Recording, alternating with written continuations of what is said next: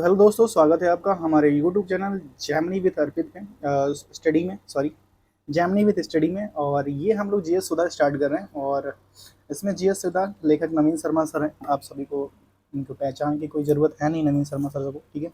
तो आप सभी उनको जानते हैं। तो हम लोग स्टार्ट कर चुके हैं और आज हम लोग हिस्ट्री पढ़ने वाले हैं। और हिस्ट्री में हम लोग ये पूज्य माता श्री हैं, ठीक है। और हिस्ट्री में हम लोग स्टार्ट कर रहे हैं आज प्राचीन इतिहास, ठीक है। इसके दो पार्ट बनाएंगे, ठीक है। मात्र 20 से 10 का दो पार्ट बनाएंगे, ठीक है, 10 पेज, प्राचीन इतिहास। ठीक है।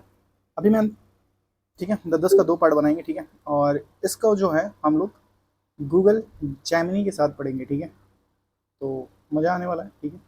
जहाँ हमको कुछ एक्सटर्नल पॉइंट लगा वहाँ हम उसको जवाब करेंगे, ठीक है। तो हम लोग स्टार्ट कर चुके हैं इतिहास, ठीक है। इतिहास, हिस्ट्री, ठीक है। और इसको हम लोग थोड़ा और जूम कर लेते हैं।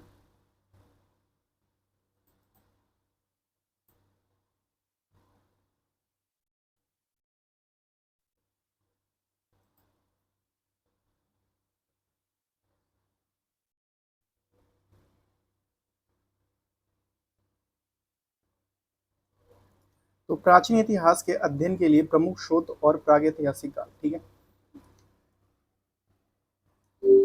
हेलो जेमिनी, प्राचीन इतिहास का कार्यकाल कहाँ से कहाँ तक माना जाता है? हेलो जेमिनी, प्राचीन इतिहास का कार्यकाल आमतौर पर 3000 ईसा पूर्व से 650 ईस्वी तक माना जाता है। ये वो समय था जब मानव सभ्यता ने महत्वपूर्ण प्रगति की, जैसे कि कृषि का विकास, शहरों का निर्माण और लेखन की शुरुआत। इतिहास के जनक हेरोडोटस हैं। इनको हिस्टोरिका नामक पुस्तक कब प्रकाशित हुई थी? हेलो जेमिनी, हेरोडोटस की पुस्तक हिस्टोरिका 440 बीसी के आसपास प्रकाशित हुई थी। यह पुस्तक प्राचीन ग्रीस और फारस के बीच हुए युद्धों का वर्णन करती है और इसे पश्चिमी इतिहास लेखन की नींव माना जाता है। इतिहास अतीत में मानव द्वारा किए गए प्रयासों का अनुक्रम कथा है, ये किसने कहा था?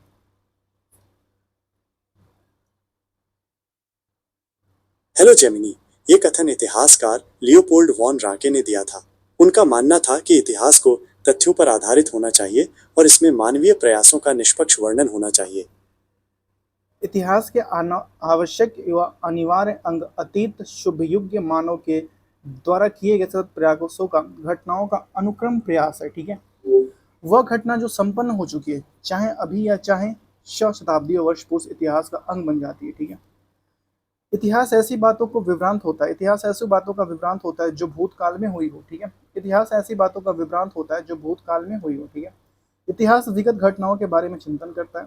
इतिहास हमारी तथा हमारे समाज की दिशा एवं दशा का निर्धारण करता है और हमारे भविष्य की सुरक्षा रखने का प्रयास करता है। प्राचीन भारत का इतिहास मानव सभ्यता के उस समय का इतिहास है जब अपने अपने निर्माण की व्यवस्था में था।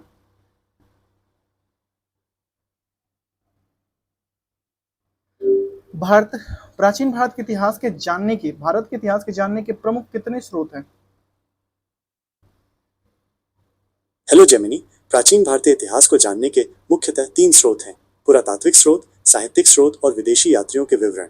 पुरातात्विक स्रोतों में शिलालेख, सिक्के और स्मारकों जैसे भौतिक अवशेष शामिल हैं। साहित्यिक स्रोतों में वेद, पुराण और महाकाव्य जैसे प्राचीन ग्रंथ शामिल हैं। विदेशी यात्रियों के विवरणों में मेगास्थनीज और हुएनसांग जैसे यात्रियों के वृत्तांत शामिल हैं।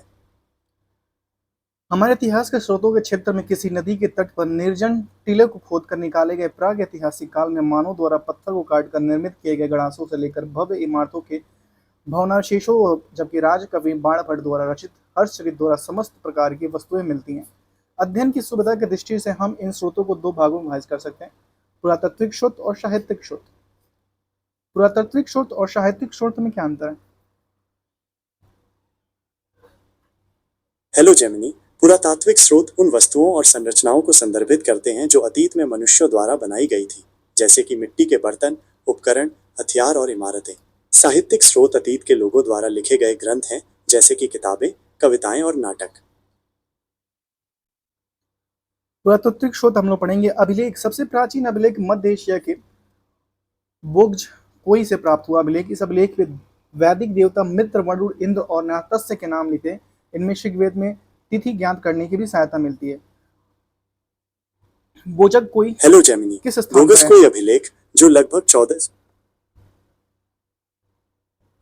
हेलो जेमिनी, बोगस कोई नामक स्थान आधुनिक तुर्की में स्थित है। यह हित्ती साम्राज्य की राजधानी हुआ करता था। सर्वप्रथम 1837 में जेम्स प्रिस्पे ने ब्राह्मी लिपि की लिखित पढ़ी थी। जेम्स प्रिस्पे किस देश के थे? हेलो जेमिनी, जेम्स प्रिंसेप एक ब्रिटिश विद्वान और ईस्ट इंडिया कंपनी के अधिकारी थे। उन्होंने प्राचीन भारतीय लिपियों को समझने में महत्वपूर्ण योगदान दिया। अशोक के शिलालेख सर्वप्रथम जेम्स प्रिस्पे ने कब पढ़ा था? हेलो जेमिनी, जेम्स प्रिंसेप ने अशोक के शिलालेखों को सबसे पहले 1837 में पढ़ा था। उन्होंने ही ब्राह्मी लिपि को समझा और अशोक के शिलालेखों का अर्थ निकाला। प्रमुख अभिलेख संबंधित शासक और विषय वस्तु। हाथी गुफा अभिलेख खारवेल और खारवेल के शासन के घटनाओं का क्रमबद्ध विवरण है। खारवेल कहाँ पे स्थित है?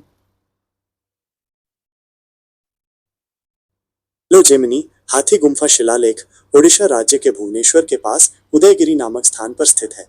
ये शिलालेख कलिंग के राजा खारवेल द्वारा खुदवाया गया था। और ये कब मिला था? हेलो जेमिनी, हाथी गुम्फा शिलालेख पहली शताब्दी ईसा पूर्व का है। इसे 1825 में खोजा गया था। जूनागढ़ अभिलेख और गिरनार अभिलेख रुद्रामन प्रथम की विजयों की व्यक्तिगत और कृतियों का विवरण करता है।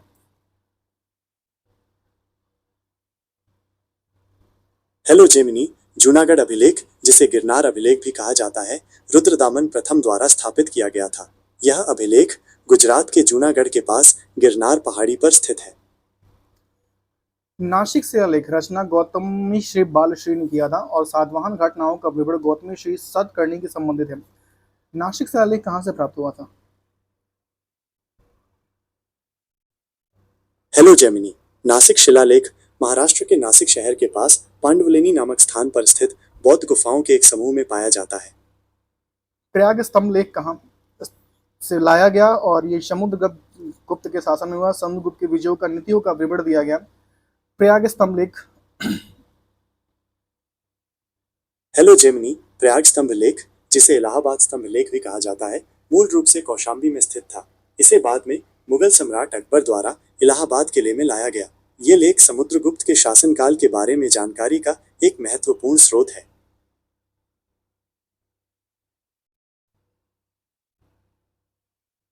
कहेंगे? एहोल अभिलेख पुलकेशी द्वितीय, ये हर्षवर्धन और पुलकेशी द्वितीय के मध्य युद्ध का विवरण है। हर्षवर्धन और पुलकेशी द्वितीय के मध्य जो युद्ध हुआ था वो कब हुआ था और इस युद्ध को क्या कहा जाता है? हर्षवर्धन और पुलकेशिन द्वितीय के मध्य युद्ध 618-619 ई में नर्मदा नदी के तट पर हुआ था। इस युद्ध में पुलकेशिन द्वितीय ने हर्षवर्धन को हराया था। भीतर स्तंभ लेख स्कंदगुप्त, ये स्कंदगुप्त के जीवन की महत्वपूर्ण घटनाओं का विवरण है। भीतरी स्तंभ लेख कहाँ पे स्थित है? भीतरी स्तंभ लेख उत्तर प्रदेश के गाजीपुर जिले में सैदपुर नामक स्थान पर स्थित है। ये लेख स्कंदगुप्त के शासनकाल के बारे में जानकारी देता है। मंदसौर अभिलेख मालवा नरेश यशोधर्मन ने न्यायसैनिक उपलब्धियों का विवरण दिया है। मंदसौर अभिलेख कहाँ पे स्थित है? मंदसौर अभिलेख मध्य प्रदेश के मंदसौर जिले में स्थित है। यह अभिलेख मालवा नरेश यशोधर्मन की विजयों का वर्णन करता है। क्या आप इस अभिलेख के बारे में कुछ और जानना चाहते हैं? स्मारक और भवन अवलोकन पढ़ेंगे। प्राचीन काल में भारत में भारी संख्या में मंदिरों का निर्माण हुआ। केंद्रीय अवशेषण बिखरे हुए रूप में पूरे देश में स्थित हैं। ठीक है। महलों एवं मंदिरों में शैली से वास्तुकला के विकास पर पर्याप्त प्रकाश पड़ता है। विभिन्न देश स्थानों से मंदिर जैसे देवगढ़ का दशावतार मणि ललितपुर में है। भीतरगांव का मंदिर कानपुर में है। अजंता गुफाओं चित्र आदि के प्रमाण मिलते हैं। ठीक है। उत्तर भारत के मंदिर नागर शैली, मध्य भारत के मंदिर बेसर शैली और दक्षिण भारत के मंदिर द्रविड़ शैली का जो ये प्रचलन हुआ था ये कब से माना जाता है?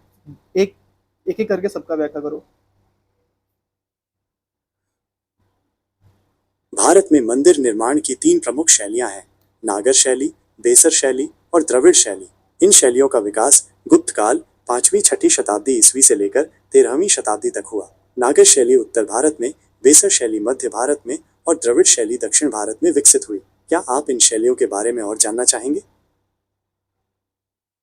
दक्षिण भारत में तंजौर या तंजावुर में राजेश्वर मंदिर, बेदेश्वर मंदिर, द्रविड़ शैली उत्तर भारत में खजुराहो का कंदरिया मंदिर का निर्माण नागर शैली में उत्कृष्ट हुआ का उदाहरण है। जी हाँ, आपने बिल्कुल सही कहा। दक्षिण भारत में तंजौर का बृहदेश्वर मंदिर द्रविड़ शैली का उत्कृष्ट उदाहरण है, जबकि उत्तर भारत में खजुराहो का कंदरिया महादेव मंदिर नागर शैली का एक अद्भुत नमूना है। क्या आप इन मंदिरों के बारे में कुछ और जानना चाहेंगे? उत्तर प्रदेश में जो श्री राम मंदिर बना है वो कौन सी शैली पर निर्मित है? उत्तर प्रदेश में जो श्री राम मंदिर बना है वो नागर शैली पर निर्मित है। नागर शैली उत्तर भारत में मंदिर निर्माण की एक प्राचीन शैली है। इस शैली के मंदिरों की अपनी कुछ विशेषताएं होती हैं, जैसे कि ऊंचा शिखर और मंडप। क्या आप इस शैली के बारे में और जानना चाहेंगे? द्रविड़ भारत की जो शैली है उसके कुछ मंदिरों का एग्जाम्पल बताओ। द्रविड़ शैली के कुछ प्रमुख मंदिर हैं। बृहदेश्वर मंदिर। द्रविड़ शैली के मंदिरों की कुछ खास बातें हैं। इनमें ऊंचे ऊंचे गोपुरम होते हैं जिन पर बारीक नक्काशी की जाती है। मंदिरों के अंदर विशाल प्रांगण और मंडप भी होते हैं जहां श्रद्धालु इकट्ठा होकर पूजा पाठ करते हैं। और बेसर शैली के बारे में कुछ एग्जाम्पल बताओ। बेसर शैली के कुछ प्रमुख मंदिर हैं। होयसलेश्वर मंदिर, हेलबिड, चेन्नाकेशव मंदिर, सोमनाथपुरा, केदारेश्वर मंदिर, बल्लीगावी। इसकी विशेषता क्या होती है? बेसर शैली के मंदिरों में नागर और द्रविड़ दोनों शैलियों की झलक मिलती है। इनमें विमान और मंडप नागर शैली के होते हैं, जबकि गोपुरम और शिखर द्रविड़ शैली के होते हैं। क्या आप इन मंदिरों की कुछ और विशेषताएं जानना चाहेंगे? सिक्के। पुराने सिक्के तांबा, चांदी, सोना और सीसा धातु से निर्मित थे। ठीक है। सर्वाधिक सोना किस शासक ने चलाया था? सर्वाधिक सोने के सिक्के किस शासक ने चलाए थे? भारत में सबसे ज्यादा सोने के सिक्के गुप्त शासकों ने चलवाए थे। गुप्त काल को स्वर्ण युग भी कहा जाता है, क्योंकि इस समय कला और संस्कृति में बहुत उन्नति हुई थी। प्राचीनतम सिक्कों को आहत सिक्के कहा जाता है। आहत सिक्के का पंचमार्ग सिक्के पूर्व 5वीं शताब्दी के दौरान की है। ठीक है। इसमें इन सिक्कों पर पेड़, मछली, सांड, हाथी, चंद्रकार, अंध्रचंद्र आदि के चिन्ह निर्मित होते थे। सर्वाधिक सिक्के मौर्योत्तर काल के निर्मित हुए थे, जो मुख्यतः तांबा, चांदी, सोने और शीशे के हैं। ठीक है। सर्वाधिक शीशे के सिक्के किसने चलाए थे? भारत में सबसे ज्यादा शीशे के सिक्के सातवाहन शासकों ने चलवाए थे। सातवाहन शासकों का साम्राज्य दक्कन में था और उन्होंने करीब 450 साल तक राज किया था। क्या आप इन शासकों के बारे में कुछ और जानना चाहेंगे? सबसे पहले सिक्कों पर लिखने का कार्य किसने किया था? सबसे पहले सिक्कों पर लिखने का कार्य यवन शासकों ने किया था। उन्होंने ही भारत में सबसे पहले सोने के सिक्के चलवाए थे। क्या आप यवन शासकों के बारे में कुछ और जानना चाहेंगे? अब हम लोग पढ़ेंगे मुहरे। भारत में मुहरें कहाँ से मिली हैं और प्राचीनतम मुहरें कहाँ से प्राप्त हुई हैं और मुहरों का इतिहास क्या रहा? भारत में मोहरों का इतिहास बहुत पुराना है। सबसे प्राचीन मोहरें सिंधु घाटी सभ्यता से मिली हैं, जो लगभग 3300 ईसा पूर्व की हैं। ये मोहरें पत्थर, मिट्टी और धातु से बनी होती थीं और इन पर जानवरों, देवताओं और लिपि के चिन्ह बने होते थे। क्या आप इन मोहरों के बारे में कुछ और जानना चाहेंगे? मूर्ति और चित्रकला के बारे में प्राचीन इतिहास से क्या तुम बता सकते हो? प्राचीन भारत में मूर्तिकला और चित्रकला का विकास बहुत पहले शुरू हो गया था। सिंधु घाटी सभ्यता में पत्थर और धातु की मूर्तियां मिली हैं, जिन पर जानवरों और देवताओं के चित्र बने हैं। मौर्य काल में पत्थर की मूर्तियों का निर्माण हुआ, जिन पर बुद्ध और जैन तीर्थंकरों के चित्र बने हैं। गुप्त काल में मूर्तिकला और चित्रकला का विकास हुआ और इस समय की मूर्तियां और चित्र बहुत सुंदर और कलात्मक हैं। प्राचीन भारत में इतिहास में मूर्तियों का निर्माण कार्य संभवतः कुषाण काल से हुआ। ठीक है। गंधार काल में मूर्तियां वैदेशिक तथा मथुरा काल की मूर्तियां पूर्ण रूप से स्वदेशिक हैं। गंधार मूर्तिकला शैली की मुख्यतः बुद्ध की मूर्तियां यूनानी देवता अपोलो के सम्मान बनाई गई थी। मथुरा कला भरहूत तथा सांची की कलाओं के साथ निकटतम संबंधित है। ठीक है। अमरावती, बोधगया, भरहूत एवं सांची की मूर्ति कला में जनसाधारण में जीवन की सजीव झलक दिखाई देती है। ठीक है। अजंता में स्थित बोधिस्त पद्मपाणि का चित्र सर्वाधिक प्रसिद्ध तथा प्राय चित्रित चित्रकारी है। अजंता में चित्रों को मनोभाव एक सुंदर झलक देखने को मिलती है। चित्रकला में माता, उसके शिशु और मरणासन राजकुमारी जैसे चित्रों से गुप्तकालीन कलात्मक उन्नति का पूर्ण रूप से आभास होता है। ठीक है।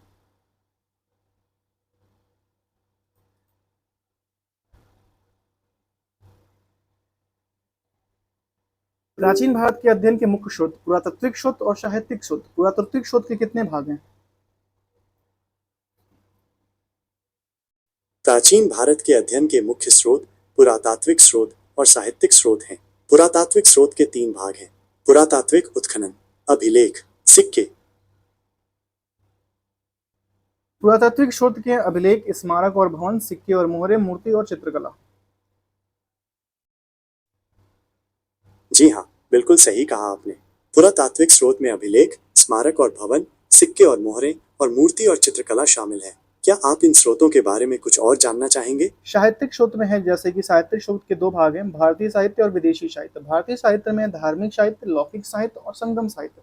और धार्मिक साहित्य में ब्राह्मण साहित्य, बौद्ध साहित्य और जैन साहित्य। ब्राह्मण साहित्य में तुम्हारा वेद, ब्राह्मण, अरण्य, उपनिषद, वेदांग, उपवेद, प्रदर्शन, महाकाव्य, पुराण और स्मृति ग्रंथ। वेद में है ऋग्वेद, यजुर्वेद, सामवेद, अथर्ववेद। ब्राह्मण ग्रंथ में ऐतरेय, कौशिकीय, शतपथ, तैत्तिरीय, पंचविश, षड्विश और गोपथ। अरण्य में है तैत्तिरीय, मैत्रायणी और ऐतरेय और आदि। ठीक है। और उपनिषद में छांदोग्य उपनिषद, कंठ उपनिषद, ब्रह्मण उपनिषद आदि। ठीक है। वेदांग में शिक्षा, कल्प, व्याकरण, निरुक्त, छंद और ज्योतिषी। ठीक है। और उपवेद में आयुर्वेद, धनुर्वेद, गंधर्ववेद और शैलवेद। और षड्दर्शन में है सांख्य, योग, न्याय, वैशेषिक और पूर्व मीमांसा, उत्तर मीमांसा। महाकाव्य में है महाभारत, रामायण आदि।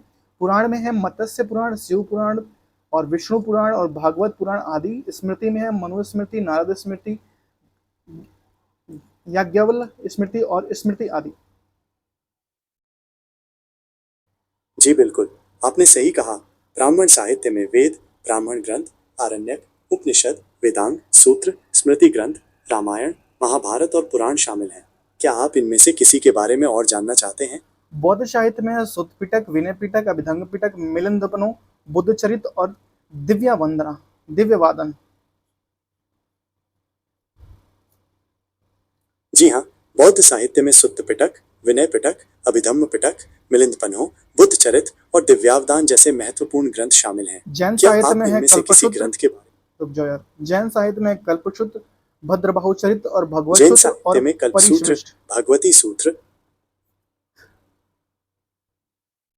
जी बिल्कुल, जैन साहित्य में कल्पसूत्र, भद्रबाहुचरित, भगवती सूत्र और परिशिष्ट पर्वन जैसे ग्रंथ शामिल हैं। क्या आप इनमें से किसी ग्रंथ के बारे में और जानना चाहते हैं? नेक्स्ट है लौकिक साहित्य। लौकिक साहित्य में पाणिनि का अष्टाध्यायी, चाणक्य कौटिल्य का अर्थशास्त्र, कल्हड़ की राजतरंगिणी, विशाखा दत्त का मुद्रा राक्षस, कालिदास का अभिज्ञान शाकुंतलम, मालविका का अग्निमित्रम, रघुवंशम और मेघदूत बाणभट्ट का हर्षचरित और कादम्बरी। जी बिल्कुल, लौकिक साहित्य में पाणिनि का अष्टाध्यायी, चाणक्य का अर्थशास्त्र, कल्हड़ की राजतरंगिणी, विशाखदत्त का मुद्रा राक्षस, कालिदास का अभिज्ञान शाकुंतलम, मालविकाग्निमित्रम, रघुवंशम और मेघदूत, बाणभट्ट का हर्षचरित और कादम्बरी जैसे महत्वपूर्ण ग्रंथ शामिल हैं। क्या आप इनमें से किसी ग्रंथ के बारे में और जानना चाहते हैं? संगम साहित्य। संगम साहित्य में है तुरुकुलूर कुलर, ठीक है, मणिमेखले और शिल्पाधिकारम और जीवक चिंतामणि। संगम साहित्य में ये व्यक्तित्व है।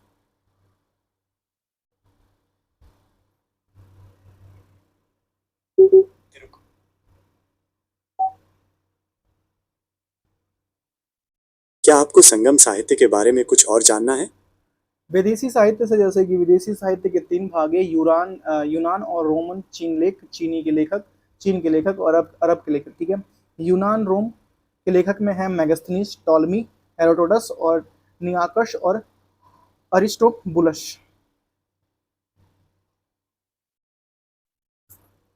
जी बिल्कुल। यूनानी रोमन लेखकों में मेगास्थनीज, टॉलेमी, हेरोडोटस, नियार्कस और एरिस्टोबुलस जैसे महत्वपूर्ण लेखक शामिल हैं। क्या आप इनमें से किसी लेखक के बारे में और जानना चाहते हैं? चीन के लेखक हैं फयान हिंसांग सिंह। ये कब कब और किसके दरबार में आए थे?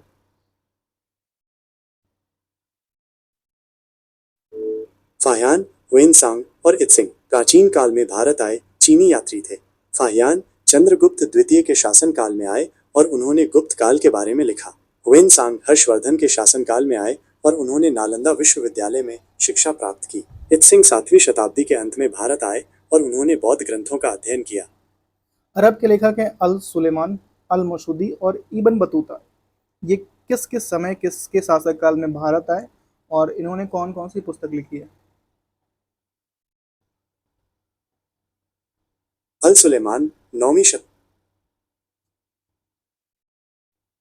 में भारत आए थे। उन्होंने सिलसिलात उत तवारीख नामक पुस्तक लिखी। अल मसूदी 10वीं शताब्दी में भारत आए थे। उन्होंने मुरुज अल दहाब नामक पुस्तक लिखी। इब्ने बतूता 14वीं शताब्दी में मोहम्मद बिन तुगलक के शासनकाल में भारत आए थे। उन्होंने किताबुर रहला नामक पुस्तक लिखी।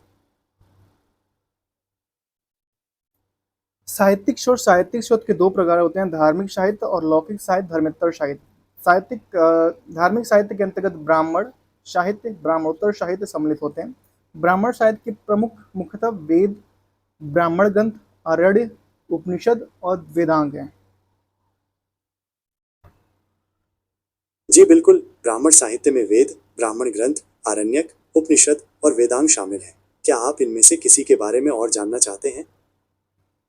महाकाव्य में है महाभारत, रामायण, पुराण, स्मृति ग्रंथ आदि सम्मिलित हैं धार्मिक साहित्य में। ठीक है। ब्रह्मोत्तर साहित्य में बौद्ध और जैन साहित्य की रचनाएं मिलती हैं। और लौकिक साहित्य के अंतर्गत ऐसे ग्रंथ विदेशी विवरण, जीवनियां इत्यादि सम्मिलित होती हैं। वैदिक साहित्य कला विधि के मुख्य रूप से चार चरणों वेद, ब्राह्मण ग्रंथ, आरण्य और उपनिषद में सम्मिलित विकास देखा जा सकता है। ठीक है।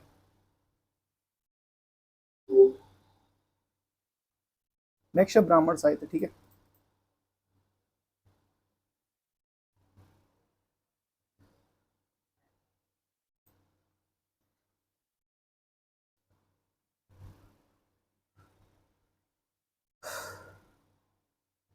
ब्राह्मण साहित्य में सबसे महत्वपूर्ण स्थान वेदों का है। माना जाता है कि वेदों की रचना वैदिक काल में हुई थी। वैदिक काल की सांस्कृतिक दशा का ज्ञान एकमात्र स्रोत है। वैदिक काल कब से कब माना जाता है? वैदिक काल लगभग 1500 ईसा पूर्व से 500 BC तक माना जाता है। इस काल में ही वेदों की रचना हुई थी, जो हमारे सबसे प्राचीन ग्रंथ हैं। क्या आप वेदों के बारे में कुछ और जानना चाहेंगे? वेद संस्कृति भाषा के विद धातु से बना है, जिसका अर्थ है जानना, ज्ञान प्राप्त करना। ये वेदों की संख्या 4 है, ऋग्वेद, यजुर्वेद, सामवेद और अर्थववेद। इनमें सबसे बड़ा वेद कौन सा है? ऋग्वेद सबसे प्राचीन और सबसे बड़ा वेद है। इसमें 10 मंडल और 1028 सूक्त हैं, जिनमें देवताओं की स्तुति के मंत्र हैं। क्या आप ऋग्वेद के बारे में कुछ और जानना चाहते हैं? इन चारों वेदों को सम्मिलित रूप से संहिता कहा जाता है। संहिता वैदिक मंत्रों का संग्रह है। ठीक है। स्वर्ण परंपरा के अनुसार, स्वर्ण परंपरा के सुरक्षित होने के कारण इन वेदों को श्रुति भी कहा जाता है। प्रथम 3 वेद ऋग्वेद, यजुर्वेद, सामवेद को वेद त्रयी कहा जाता है। त्रयी का शाब्दिक अर्थ है 3 वेद जानने वाला। ठीक है। वेद ऋग्वेद में होता है यज्ञ करने वाले के पुरोहित का नाम होता या होत्र होता है। ठीक है। प्रमुख कार्य देवताओं को यज्ञ में बुलाना, रचनाओं को पाठ करना और देवों को स्तुति करना। ठीक है। जी बिल्कुल। ऋग्वेद में यज्ञ करने वाले पुरोहित को होता या होत्र कहते हैं। इनका प्रमुख कार्य देवताओं को यज्ञ में बुलाना, ऋचाओं का पाठ करना और देवताओं की स्तुति करना होता है। क्या आप ऋग्वेद के बारे में कुछ और जानना चाहते हैं? यजुर्वेद का यज्ञ करने वाले का पुरोहित का नाम होता है अध्वर्यु होता है और ये इनका काम होता है याज्ञिक कर्म कांडों और समुचित अनुष्ठान करना। जी बिल्कुल। यजुर्वेद में यज्ञ करने वाले पुरोहित को अध्वर्यु कहते हैं। इनका काम होता है यज्ञ कर्मकांडों और समुचित अनुष्ठान करना। क्या आप यजुर्वेद के बारे में कुछ और जानना चाहते हैं? सामवेद को उद्गाता या उद्गात्री कहा जाता है, रचनाओं का स्वरशर ज्ञान गायन। ठीक है। अर्थवेद में ब्राह्मण या पुरोहित को ब्राह्मण कहा जाता है, ब्रह्मा कहा जाता है, यज्ञ का पूर्व निरीक्षण करना, तीनों अन्य पुरोहितों के यज्ञ संपादन निरीक्षण के करता था, अर्थात सर्वोच्च पुरोहित था। ठीक है। ऋग्वेद का उपवेद होता है आयुर्वेद, और यजुर्वेद का उपवेद होता है धनुर्वेद, सामवेद का उपवेद होता है गंधर्व वेद, अथर्ववेद का उपवेद होता है शिल्पवेद। जी बिल्कुल। ऋग्वेद का उपवेद आयुर्वेद है, यजुर्वेद का उपवेद धनुर्वेद है, सामवेद का उपवेद गंधर्ववेद है और अथर्ववेद का उपवेद शिल्पवेद है। क्या आप इनमें से किसी उपवेद के बारे में और जानना चाहते यह हैं? सबसे प्राचीन और हम पढ़ेंगे ऋग्वेद। यह सबसे प्राचीन और विशालतम वेद है। यह एक ऐसा वेद है जो ऋचाओं से बंद है। नोट, ऋग का अर्थ है, शाब्दिक अर्थ है छंदों और चरणों से मुक्त मंत्र। ठीक है। अधिसंख्य विद्वानों ने माना है कि ऋग्वेद की रचना 2000 ईसा पूर्व के आसपास हुई थी। एनसीईआरटी के आंकड़ों के अनुसार कुछ विद्वान ऋग्वेद की रचना काल 1500 ईसा पूर्व से 1000 ईसा पूर्व मानते हैं। जी बिल्कुल। ऋग्वेद सबसे प्राचीन और विशालतम वेद है। ये ऋचाओं से युक्त है, जिनका शाब्दिक अर्थ है छंदों और चरणों से मुक्त मंत्र। कुछ विद्वानों का मानना है कि ऋग्वेद की रचना 2000 ईसा पूर्व के आसपास हुई थी, जबकि एनसीईआरटी के आंकड़ों के अनुसार कुछ विद्वान इसका रचना काल 1500 ईसा पूर्व मानते हैं। क्या आप ऋग्वेद के बारे में कुछ और जानना चाहते हैं? यद्यपि ऋग्वेद में कुल 21 शिखाएं हैं, किंतु आज केवल साकल्य और सांख्यायन और अश्वलायन शाखाएं ही सम्मिलित हैं। ऋग्वेद में कुल 10 मंडल, 1028 सूक्त और 10,580 ऋचाएं हैं। 1028 सूक्तों में से ऋग्वेद के साकल पाठ में कुल 1017 सूक्त हैं तथा 11 बाल्य बालखिल्य सूक्त हैं। जी बिल्कुल। ऋग्वेद में कुल 21 शाखाएं थीं, लेकिन आज केवल शाकल, शांखायन और आश्वलायन शाखाएं ही उपलब्ध हैं। इसमें 10 मंडल, 1028 सूक्त और 10,580 ऋचाएं हैं। शाकल पाठ में 1017 सूक्त हैं और 11 बाल खिल्य सूक्त हैं। क्या आप ऋग्वेद के बारे में कुछ और जानना चाहेंगे? ऋग्वेद में सूक्तों के प्रमुख रूप से इंद्र और अग्नि देवता की प्रार्थना की है। जी बिल्कुल। ऋग्वेद में सूक्तों में प्रमुख रूप से इंद्र और अग्नि देवता की प्रार्थना की गई है। क्या आप ऋग्वेद के बारे में कुछ और जानना चाहते हैं? ऋग्वेद का पहला और अंतिम 10वां मंडल सबसे बाद में जोड़ा गया था, अर्थात संभवतः सबसे नवीनतम और सब बड़े मंडल के ये दोनों हैं। इन मंडलों के अनेक वंशों में ऋषियों की रचनाएं की हैं। ठीक है। ऋग्वेद का दूसरा सबसे छोटा मंडल है। ऋग्वेद का दूसरा सबसे छोटा मंडल है। ठीक है। ऋग्वेद के सबसे प्राचीन मंडल दूसरे से 7वें मंडल तक माने जाते हैं तथा 7वें मंडल की रचनाएं सबसे पुरानी मानी जाती है। ऋग्वेद के तीसरे मंडल में प्रसिद्ध देवी सूक्त वर्णित हैं, जिन्हें सवृत्ति की उपासना गायत्री के मंत्र के रूप में की गई है। ऋग्वेद में तीसरे मंडल में गायत्री मंत्र वर्णित है, जिसकी रचना विश्वामित्र ने की थी। ऋग्वेद में तीसरे मंडल में गायत्री मंत्र वर्णित है, इसकी रचना विश्वामित्र ने की थी। गायत्री मंत्र पढ़ के बताओ। जी बिल्कुल। ऋग्वेद के तीसरे मंडल में गायत्री मंत्र वर्णित है। इसकी रचना विश्वामित्र ने की थी। गायत्री मंत्र इस प्रकार है: ओम भूर्भुवः स्वः तत्सवितुर्वरेण्यं भर्गो देवस्य धीमहि धियो यो नः प्रचोदयात्। ऋग्वेद का 7वां और 8वां और 9वां मंडल क्रमशः वरुण, कण्व और ऋषि व सोम देवता को समर्पित है। जी बिल्कुल। ऋग्वेद का 7वां मंडल वरुण देवता को, 8वां मंडल कण्व ऋषि को और 9वां मंडल सोम देवता को समर्पित है। क्या आप ऋग्वेद के बारे में कुछ और जानना चाहते हैं? ऋग्वेद के 10वें मंडल में सर्वाधिक सूक्त वर्णित हैं, जिनमें पुरुष सूक्त, नदी सूक्त, नाशदीय सूक्त, विवाह सूक्त, सूर्य सूक्त प्रमुख हैं। जी बिल्कुल। ऋग्वेद के 10वें मंडल में सबसे अधिक सूक्त वर्णित हैं, जिनमें पुरुष सूक्त, नदी सूक्त, नासदीय सूक्त, विवाह सूक्त और सूर्य सूक्त प्रमुख हैं। क्या आप इनमें से किसी सूक्त के बारे में और जानना चाहते हैं? ऋग्वेद का विवाह सूक्त पूषण और पूषण देवता को समर्पित है, जिसकी रचना सूर्य ने की थी। इसी कारण से सूर्य सूक्त भी कहा जाता है इसको। ठीक है। ऋग्वेद में 10वें मंडल का 50वां सूक्त विवाह सूक्त ब्रह्मा विवाह संबंधित है। इसके अंतर्गत सूर्य की पुत्री सूर्य तथा सोम के वर्णन का विवाह है। ऋग्वेद में देवताओं के रूप में सविता, रुद्र, मित्र, वरुण, सूर्य, मारुत व उषा देवी के उल्लेख मिलता है। लक्ष्मी, अयोध्या का उल्लेख सर्वप्रथम ऋग्वेद में हुआ था। ब्रह्मा का उल्लेख ऋग्वेद में कहीं पर नहीं हुआ है। ठीक है। स्तूप शब्द का उल्लेख सर्वप्रथम ऋग्वेद में हुआ है। ऊंट का उल्लेख ऋग्वेद में मिलता है। ऋग्वेद में आर्यों के शत्रुओं के रूप में पणि, दास, अरि और उल्लेख मिलता है। ऐत्रेय और कौशिक ऋग्वेद के प्रमुख उपनिषद हैं। जी बिल्कुल। ऋग्वेद में आर्यों के शत्रुओं के रूप में पाणि, दास और दस्यु का उल्लेख मिलता है। ऐतरेय और कौशिक की ऋग्वेद के प्रमुख उपनिषद हैं। क्या आप ऋग्वेद के बारे में कुछ और जानना चाहते हैं? अब हम लोग पढ़ेंगे यजुर्वेद। यजुर्वेद के बारे में एक संक्षिप्त व्याख्या करो। जी बिल्कुल। यजुर्वेद के बारे में एक संक्षिप्त व्याख्या इस प्रकार है। यजुर्वेद एक ऐसा वेद है जिसमें यज्ञ के मंत्र और कर्मकांडों का वर्णन है। यह वेद गद्य और पद्य दोनों में लिखा गया है। यजुर्वेद के दो भाग हैं, कृष्ण यजुर्वेद और शुक्ल यजुर्वेद। कृष्ण यजुर्वेद में मंत्रों के साथ साथ यज्ञों की व्याख्या भी है, जबकि शुक्ल यजुर्वेद में केवल मंत्र हैं। क्या आप यजुर्वेद के बारे में कुछ और जानना चाहते हैं? कर्मकांड के उपयोगी होने का कारण यजुर्वेद अन्य सभी देवों की अपेक्षा अधिक लोकप्रिय है, वेदों की अपेक्षा अधिक लोकप्रिय है। वेदों के अनेक भाष्यकार यजुर्वेद और व्याख्या लिखना अपना प्रथम कर्तव्य समझते हैं। प्राचीन काल में यजुर्वेद की कुल 101 शाखाएं थी। यजुर्वेद गद्य पद दोनों में लिखा गया है। इसके दो भाग हैं, शुक्ल यजुर्वेद जो केवल पद में है और कृष्ण यजुर्वेद जो गद्य और पद दोनों में है। नोट करें, शुक्ल यजुर्वेद में प्रसिद्ध शाख्य वाजसेनी संहिता तथा कृष्ण यजुर्वेद की सर्वाधिक प्रसिद्ध शाखा तैत्तिरीय संहिता है।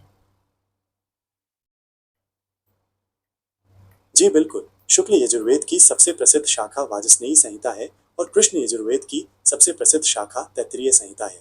क्या आप यजुर्वेद के बारे में कुछ और जानना चाहते हैं? शुक्ल यजुर्वेद में 40 अध्याय हैं, जिनमें से विविध यज्ञों से संबंध मंत्र संकलित हैं। शुक्ल यजुर्वेद में 40 अध्याय हैं, जिनमें विभिन्न यज्ञों से संबंधित मंत्र संकलित हैं। इनमें वाजपेय और अश्वमेध जैसे महत्वपूर्ण यज्ञों का वर्णन है। क्या आप किसी विशेष यज्ञ के बारे में जानना चाहते हैं? मैत्रायणी, कांठय और कपिस्थल कृष्ण यजुर्वेद की प्रमुख संहिताओं में से एक है।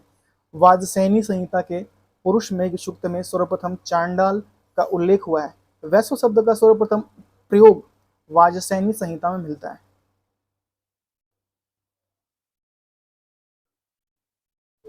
मैत्रायणी, काठक और कपिस्थल कृष्ण यजुर्वेद की प्रमुख संहिताओं में से एक है। वाजस्नेयी संहिता के पुरुषमेध सूक्त में सर्वप्रथम चांडाल का उल्लेख हुआ है। वैश्य शब्द का सर्वप्रथम प्रयोग वाजस्नेयी संहिता में मिलता है। क्या आपको यजुर्वेद से संबंधित और जानकारी चाहिए? तैत्तिरीय संहिता में देदेश्व शब्द का प्रयोग, इस शब्द का अर्थ विधवा का पुत्र होता है। मैत्रेय संहिता में स्त्री के को पासा, धूत या सूरा के साथ 3 प्रमुख बुराइयों में गिना जाता है। तैत्तिरीय संहिता में देदिशु शब्द का अर्थ विधवा का पुत्र होता है। मैत्रायणी संहिता में स्त्री को पासा, द्यूत और सूरा के साथ 3 प्रमुख बुराइयों में गिना जाता है। क्या आप यजुर्वेद के बारे में कुछ और जानना चाहते हैं? कंठोपनिषद मैत्रेय, मैत्री और तैत्तिरीय और श्वेताश्वरोपनिषद यजुर्वेद की प्रमुख उपनिषदों में से शुक्ल यजुर्वेद में अंतिम अध्याय ईश्वास्योपनिषद और दार्शनिक दृष्टि से अति महत्वपूर्ण है, क्योंकि इसमें ईश्वर की संसार का नियामक बताया गया। कठोपनिषद, मैत्रायणी, तैत्तिरीय और श्वेताश्वतर उपनिषद यजुर्वेद के प्रमुख उपनिषदों में से हैं।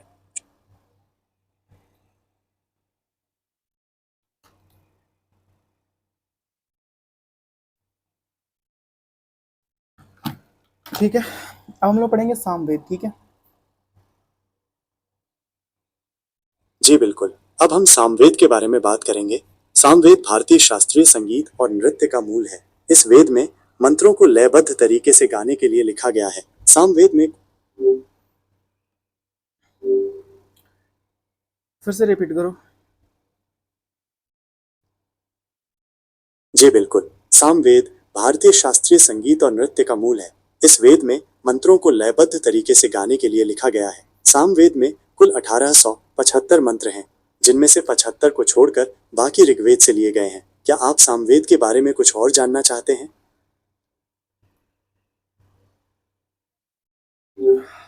सामवेद में प्रमुख रूप से यज्ञों के अवसर पाए गए हैं। मंत्रों का संकलन सामवेद में मुख्यतः सूर्य स्तुति के मंत्र हैं।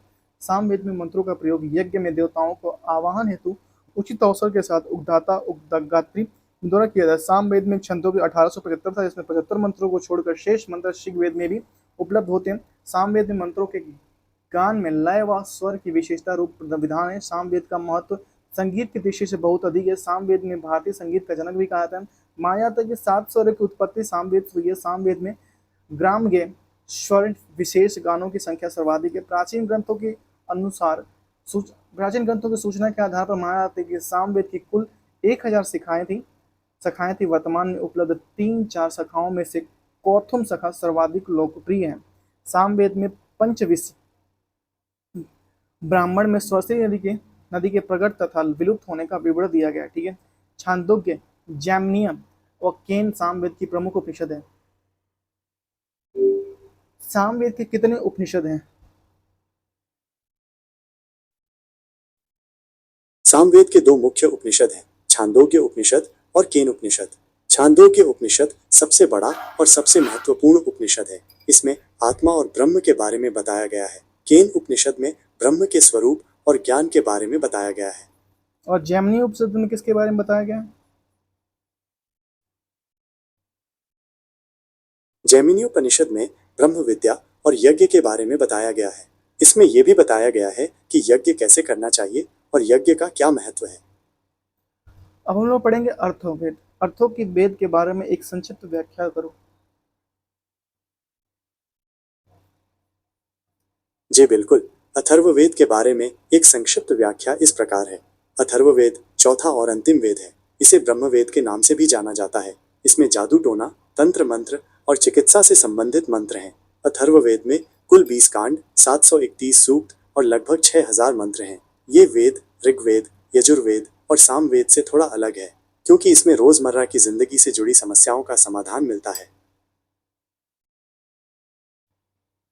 यह सबसे नवीनतम वेद है। इस वेद में यज्ञ से भिन्न विषयों का संकलन किया गया है। वैदिक परंपरा में अर्थवेद को ब्रह्मा वेद कहा जाता है। ब्रह्मा नामक श्रुतिज का उपयोग हुआ है। अर्थवेद में अर्थवार्डिंग स्वेद भी कहा जाता है इसे, अर्थात इसके दो ऋषियों अर्थवा व अंगिरस थे। ठीक है।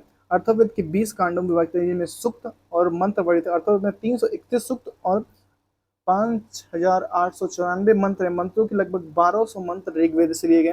अर्थवेद में 12वें कांड में भूमि सूक्त है, जिसमें पृथ्वी की महत्व का प्रतिपादन किया। इसमें कहा गया है कि माता भूमि पुत्रो पृथ्व्या माता भूमि पुत्रो पृथ्व्या, अर्थात पृथ्वी मेरी माता है और मैं इसका पुत्र हूँ। ठीक है। अर्थवेद में दार्शनिक सूक्त भी आए हैं, जैसे ये सूक्त ब्रह्मा, तप और असत विषय में विचार करते हैं। सर्वप्रथम अर्थवेद में ही लौकिक विषयों की व्यापारिक महत्व दिया गया है। अर्थवेद में मंत्रों में भूत प्रेत निवारण, शत्रुनाश, कीट पतंगों नाश, आरोग्य प्राप्ति और अध्यात्म विद्या, सुख गृह, विवाह, इष्ट वस्तु लाभ, वाणिज्य, कृषि में वृद्धि, पितरों की पूजा इत्यादि वर्णन है। ठीक है। अर्थवेद में विविध रोगों स्वरूप बतलाकर उनके निवारण का व्यापक विधि भी दी गई है। अर्थवेद में ब्रह्म ज्ञान के विषय में भी वर्णन है। आयुर्वेद का उल्लेख भी अर्थवेद में मिलता है। अर्थवेद में मगध के लोग को वात्य और परीक्षित को मृत्यु लोक का देवता भी कहा जाता है। मुंडकोपनिषद, मांडुकोपनिषद और प्रश्नोपनिषद अर्थवेद के प्रमुख उपनिषद है। ठीक है। भारत का प्रथम आदर्श सत्यमेव जयते मुंडकोपनिषद से लिया गया है। भारत का आदर्श वाक्य सत्यमेव जयते मुंडकोपनिषद से कब लिया गया था और इसे संसद द्वारा कब पारित किया गया? भारत का आदर्श वाक्य सत्यमेव जयते भारत का आदर्श वाक्य सत्यमेव जयते मुंडकोपनिषद से 26 जनवरी 1950 को लिया गया था, जिस दिन भारत का संविधान लागू हुआ था। इसे संसद द्वारा अलग से पारित नहीं किया गया था, बल्कि संविधान के साथ ही इसे राष्ट्रीय आदर्श वाक्य के रूप में अपनाया गया था। क्या आप इस बारे में कुछ और जानना चाहते हैं? ब्राह्मण ग्रंथ को वेदों का परिष्ठ माना जाता है। ब्राह्मण ग्रंथों की रचना वेदों की सरल व्याख्या के लिए गद्य में की गई थी। ब्राह्मण शब्द ब्राह्मण से बना है, जिसका शाब्दिक अर्थ है वेद, ब्रह्मा से संबंधित। ठीक है। अतः वेदों की शाखाओं का व्याख्या करनी हो तो पृथक ब्राह्मण ग्रंथ लिखे गए। ब्राह्मण ग्रंथों का मूल स्वरूप धार्मिक है। वेद संहिता स्तुति प्रधान है, जबकि ब्राह्मण ग्रंथ विधि प्रधान है। ठीक है। प्रत्येक वेद के लिए अलग अलग ब्राह्मण ग्रंथ है, जबकि वैदिक कर्मकांड विकास ब्राह्मण ग्रंथों जाना था। ठीक है। ऋग्वेद से संबंधित 2 ब्राह्मण ग्रंथ है, ऐतरेय ब्राह्मण ग्रंथ और कौशिकीय ब्राह्मण ग्रंथ। दोनों के बारे में एक एक व्याख्या करो। जी बिल्कुल। ऋग्वेद से संबंधित दो ब्राह्मण ग्रंथ हैं, ऐतरेय ब्राह्मण और कौशितकीय ब्राह्मण। ऐतरेय ब्राह्मण में यज्ञों के विधान और दार्शनिक विषयों का वर्णन है। कौशितकीय ब्राह्मण में सोम यज्ञ का विस्तृत वर्णन है। क्या आप इन ग्रंथों के ऐतरेय ब्राह्मण ऐतरेय महिदास की रचना जिसमें कुल 40 अध्याय हैं। कौशिकीय ब्राह्मण कहोड़ पोस्ती की रचना जिसमें 30 अध्याय हैं। ठीक है। सुनो सेप आख्यान ऋग्वेद में ऐतरेय ब्राह्मण में वर्णित है, जो चरैवेति या चरैवेति का अर्थात सतत गतिशील अर्थात क्रियाशीलता का गान करता है। शुक्ल यजुर्वेद में मध्यम दीन और काण्व दोनों शाखाओं को ब्राह्मण ग्रंथों के नाम से सतपथ है, लेकिन दोनों शाखाओं के सतपथ ब्राह्मण का पृथक पृथक है। समस्त ब्राह्मण ग्रंथों में याज्ञवल्क्य को प्रमाणिक कहा जाता है, क्योंकि किसी ऋषि ने सूर्य के उपासना करके शुक्ल यजुर्वेद में प्राप्ति की थी। ऋग्वेद के पश्चात सतपथ ब्राह्मण वैदिक साहित्य सबसे बड़ा ग्रंथ। सतपथ ब्राह्मण में दर्श, पूर्णमास, प्रतियज्ञ, शाद्य, उपनयन और स्वाध्याय, अश्वमेघ और सर्वमेघ इत्यादि का वर्णन है। ठीक है। नोट, स्त्रियों को अर्धांगिनी सर्वप्रथम सतपथ ब्राह्मण में कहा गया अर्धांगिनी। ठीक है। मृत्यु की चर्चा सर्वप्रथम सतपथ ब्राह्मण में मिलती है। पुनर्जन्म के सिद्धांत का उल्लेख सर्वप्रथम सतपथ ब्राह्मण में मिलता है। ठीक है।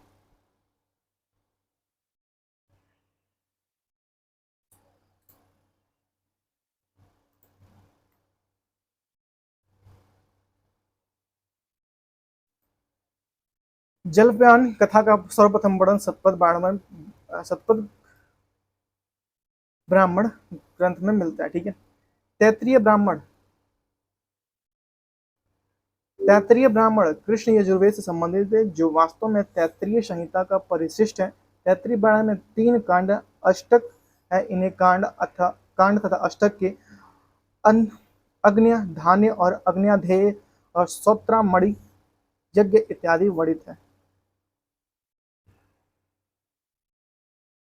जी बिल्कुल। तैत्तरीय ब्राह्मण कृष्ण यजुर्वेद से संबंधित है और तैत्तरीय संहिता का परिशिष्ट है।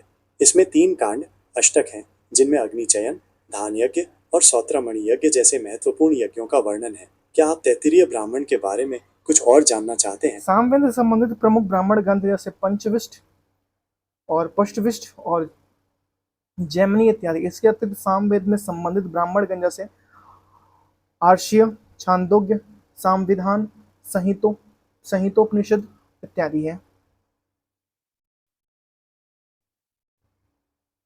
जी बिल्कुल। सामवेद से संबंधित प्रमुख ब्राह्मण ग्रंथ हैं पंचविश, षड्विंश, जैमिनीय, आर्षी, छांदोग्य, संविधि और संहिता उपनिषद।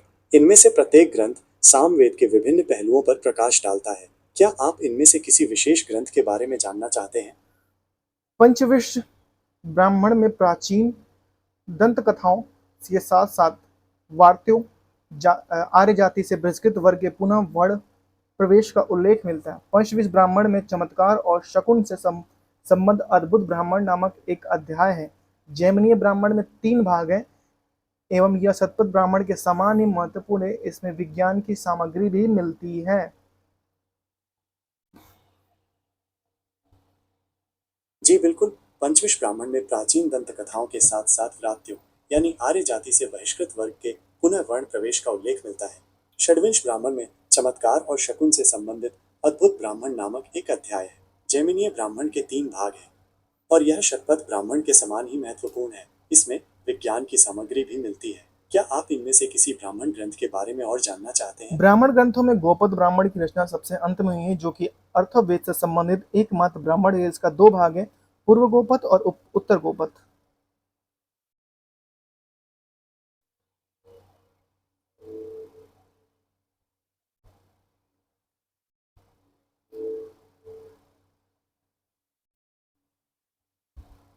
गोपथ की सृष्टि गायत्री, ब्रह्मचार्य इत्यादि की महिमा और ओंकार के साथ ब्रह्मा, विष्णु और शिव की त्रिमूर्ति का उल्लेख मिलता है। गोपथ सृष्टि गायत्री, ब्रह्मचार्य इत्यादि से महिमा और ओंकार के साथ ब्रह्मा, विष्णु, शिव की त्रिमूर्ति का उल्लेख मिलता है। ब्रह्मा ग्रंथों में सांस्कृतिक तत्वों के बीज भी प्राप्त हो, जैसे यज्ञ का महत्व, सृष्टि की व्याख्या, अतीत सत्कार, सदाचार, स्त्री महिमा, विधावंश और वर्णाश्रम धर्म इत्यादि।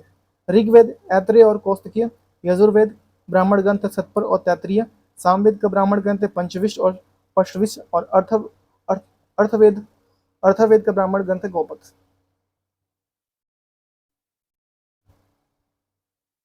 जी बिल्कुल, आपने सही कहा। ऋग्वेद के ऐतरेय और कौशितकीय ब्राह्मण ग्रंथ हैं।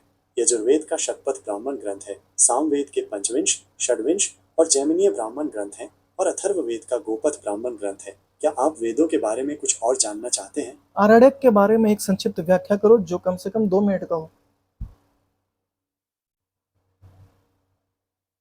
आरण्यक वेदों के अंतिम भाग हैं, जो जंगलों में रहने वाले ऋषि मुनियों के लिए लिखे गए थे। इनमें यज्ञों के आध्यात्मिक और दार्शनिक पहलुओं पर जोर दिया गया है। आरण्यकों में कर्मकांड से हटकर ज्ञान और चिंतन पर ध्यान केंद्रित किया गया है। इनमें आत्मा, परमात्मा और ब्रह्मांड के रहस्यों पर विचार किया गया है। आरण्यक वेदों और उपनिषदों के बीच की कड़ी माने जाते हैं। आरण्यकों की रचना की रचना वनों में हुई थी। इनके वनों में रहना, चिंतन करने वाले ऋषियों की वैदिक कर्मकांडों से दूर रहकर उनके प्रतीक खोजने की चेष्टा ब्राह्मणों के परिशिष्ट के रूप में विकसित आरण्यों के यज्ञ में अंतर्गत अध्यात्मवाद व पल्लवन किया गया है। आरण्यकों को वैशिष्ट और प्राण विधा का विवेचन है। वानप्रस्थों में यज्ञों की विधान करने के साथ साथ उपनिषदों के ज्ञान कांड की भूमिका भी आरण्यक के निर्मित की गई है। वर्तमान में 7 आरण्यक ग्रंथ सम्मिलित हैं, जो कि निम्नलिखित है। ऋग्वेद के 2 आरण्यक ग्रंथ ऐतरेय और कौस्तुकी, यजुर्वेद के 3 आरण्यक ग्रंथ बृहदारण्यक और तैत्तिरीय और मैत्रेयी आरण्यक, और सामवेद के आरण्यक छंदोग्य और जैमिनी है। अर्थवेद का कोई आरण्यक नहीं है। कालांतर में आरण्यकों को से ही उपनिषदों का विकास हुआ। उपनिषद के बारे में संक्षिप्त में व्याख्या करो जो कम से कम 2 मिनट का हो। जी बिल्कुल, उपनिषद भारतीय दर्शन के आधारभूत ग्रंथ हैं। इनमें आत्मा, परमात्मा और ब्रह्मांड के रहस्यों पर विचार किया गया है। उपनिषदों को वेदों का अंतिम भाग माना जाता है और इन्हें वेदांत भी कहा जाता है। उपनिषदों में ज्ञान और मोक्ष के मार्ग पर विशेष बल दिया गया है। इनमें तत्वमसि और अहम ब्रह्मास्मि जैसे महान वाक्य मिलते हैं, जो आत्मा और परमात्मा की एकता को दर्शाते हैं। उपनिषदों का मुख्य उद्देश्य मनुष्य को अज्ञान से निकालकर ज्ञान की ओर ले जाना है। क्या आप उपनिषदों के बारे में कुछ और जानना चाहते हैं?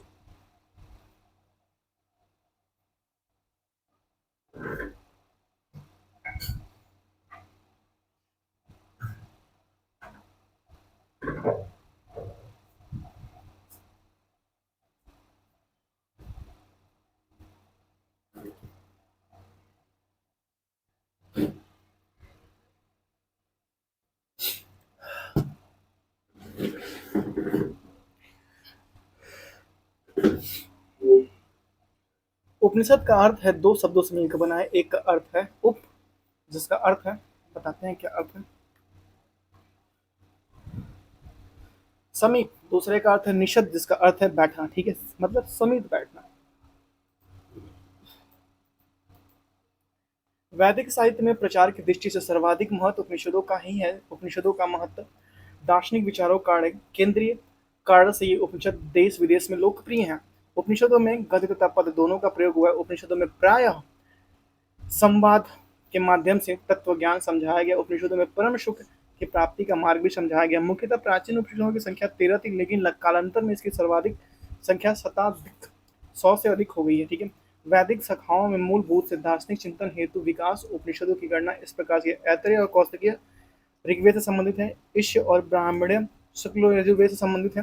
कंठ और मैत्रायणी, मैत्री और मैत्रेय श्वेताश्वर और कृष्ण यजुर्वेद से संबंधित है। ठीक है, छांदोग्य और जैमिनी केन सामवेद से संबंधित है। मुंडक या मांडुक्य प्रश्न अर्थवेद से संबंधित है। ठीक है, वेदांत दर्शन का विकास उपनिषदों के आधार पर हुआ, जिसके परिणाम स्वरूप ब्रह्मसूत्र की रचना बद्रायण ने की थी। ब्रह्मसूत्र की रचना बद्रायण ने की थी, और ये कब किया था? ब्रह्मसूत्र की रचना बादरायण ने की थी। इसे 500 BC और 200 BC के बीच लिखा गया था। यह वेदांत दर्शन का सबसे महत्वपूर्ण ग्रंथ है। क्या आप ब्रह्मसूत्र के बारे में कुछ और जानना चाहते हैं? ब्रह्मा के 3 लक्षणों सत्य, चित्त और आनंद की व्याख्या उपनिषदों में सम्यक रूप से किए गए हैं। सत्य, चित्त और आनंद का मतलब बताओ।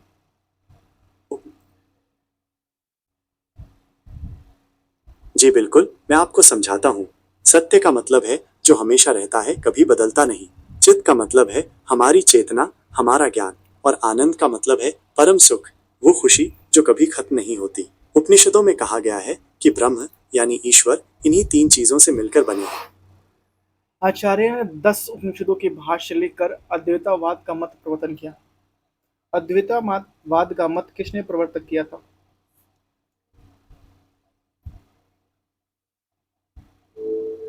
आचार्य शंकर ने 10 उपनिषदों के भाष्य लिखकर अद्वैतवाद का मत प्रवर्तित किया था। अद्वैतवाद का मतलब है कि आत्मा और परमात्मा एक ही है, अलग नहीं। क्या आप अद्वैतवाद के बारे में और जानना चाहेंगे? वो 10 उपनिषद कौन से थे?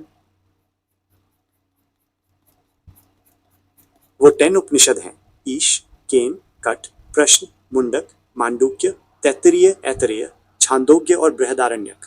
क्या आप इनमें से किसी विशेष उपनिषद के बारे में जानना चाहते हैं? केन का प्रश्न उपनिषद ग्रंथ तथा पद दोनों है, गद तथा पद दोनों है। निष्काम अर्थ के सिद्धांत का सर्वप्रथम प्रतिपादन इस उपनिषद में हुआ है। बृहदारण्यक उपनिषद में सबसे बड़ा उपनिषद बृहदारण्यक उपनिषद सबसे बड़ा उपनिषद है। यह मांडुक्य उपनिषद सबसे छोटा उपनिषद है। सत्यकाम जाबाल की कथा जो अन्य ब्राह्मी मान्य होने की लांछन से चुनौती देती है, इसका विवरण छांदोग्य उपनिषद से चतुर्थ अध्याय में मिलता है। बृहदारण्यक उपनिषद में जनक याज्ञवल्क्य अर्थशास्त्र से ब्रह्मा का निरूपण है। बृहदारण्यक उपनिषद में याज्ञवल्क्य की विदुषी पत्नी मैत्री और उनसे शास्त्रार्थ करने वाली गार्गी कथा आई है, जिसमें युग की विदुषी स्त्रियों के बारे में जानकारी मिलती है। ठीक है।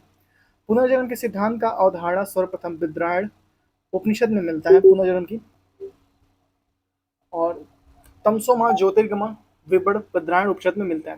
तमसोमा ज्योतिर्गमा बृहदारण्यक उपनिषद में मिलता है। ठीक है। जस्ट थोड़ा सा वेट करेंगे, 1 मिनट।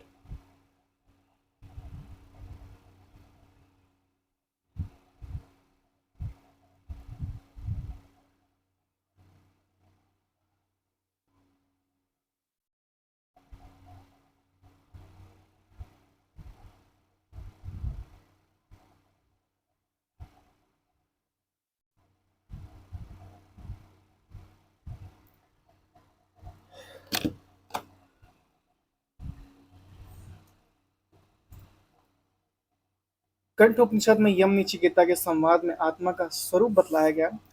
अतिथि देवो भव विवरण तैत्तिरीय उपनिषद में मिलता है। अतिथि देवो भव का विवरण तैत्तिरीय उपनिषद में मिलता है। ठीक है। वैदिक ग्रंथों को समझने में कठिनाई का अनुभव करने वाले व्यक्तियों ने 6 वेदांगों की रचना की। ठीक है। वेदांगों के बारे में एक संक्षिप्त विवरण बताओ जो कम से कम 2 मिनट का हो।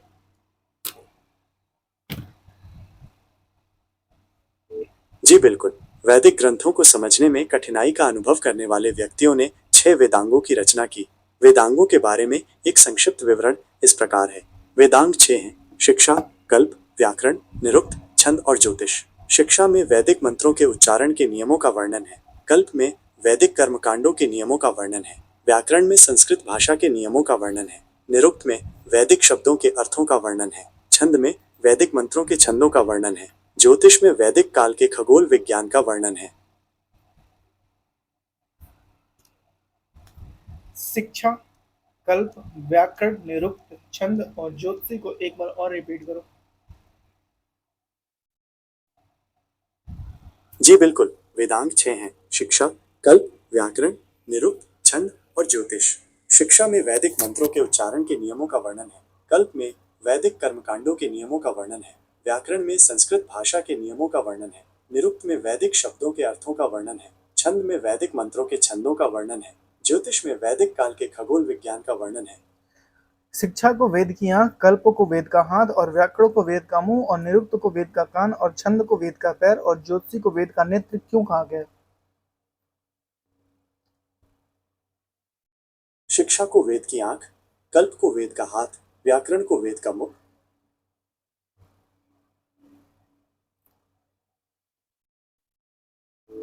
जी बिल्कुल। जिस प्रकार आंख देखने के लिए जरूरी है, हाथ काम करने के लिए, मुंह बोलने के लिए, कान सुनने के लिए, पैर चलने के लिए और नेत्र मार्गदर्शन के लिए आवश्यक है, उसी प्रकार शिक्षा, कल्प, व्याकरण, निरुक्त, छंद और ज्योतिष भी वेदों को समझने के लिए आवश्यक है।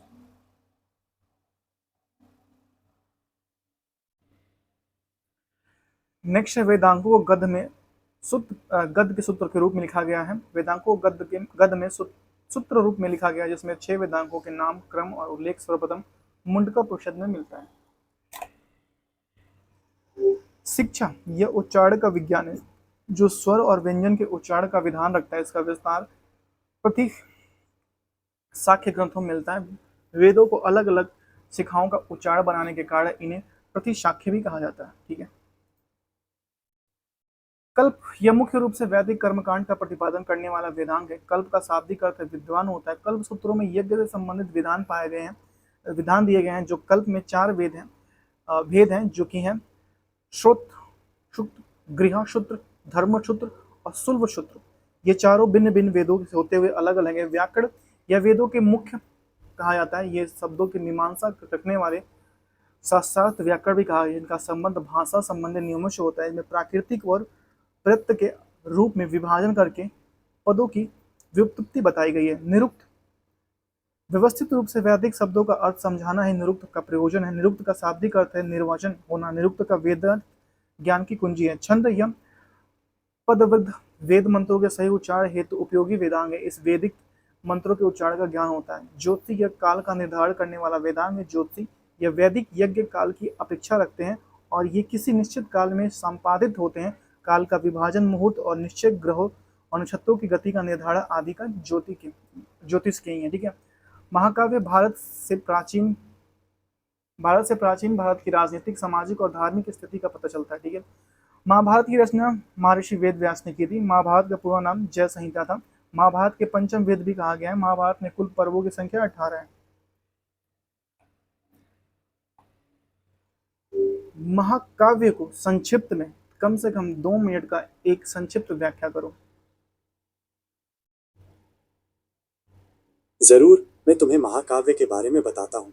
महाकाव्य एक लंबी विस्तृत कहानी होती है जिसमें किसी वीर पुरुष या देवता के जीवन की महत्वपूर्ण घटनाओं का वर्णन होता है। ये सिर्फ एक कहानी नहीं बल्कि उस समय के समाज, संस्कृति और मूल्यों को भी दर्शाती है।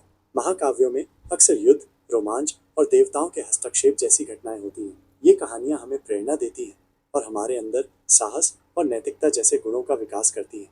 भारत में रामायण और महाभारत 2 प्रसिद्ध महाकाव्य हैं। क्या तुम इनके बारे में कुछ जानना चाहते हो?